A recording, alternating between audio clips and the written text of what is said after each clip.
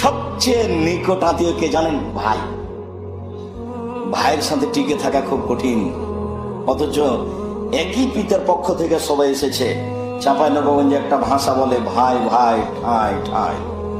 ও কিন্তু আপনার পরিবারের নয়, অথচ একসাথে একই মায়ের দুধ খেয়ে বড় হয়েছে।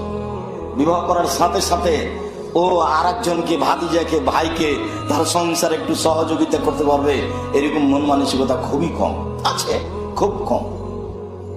ঝামেলা এখানেই বাঁধবে। সবচেয়ে নিকট আত্মীয়ের সাথে সদাচরণ করো। পৃথিবীতে সবচেয়ে নিকট আত্মীয় হচ্ছে ভাই। আল্লাহ তাআলা বলেন অবিদিল কুরবা, নিকট আত্মীয়ের সাথে সদাচরণ করো।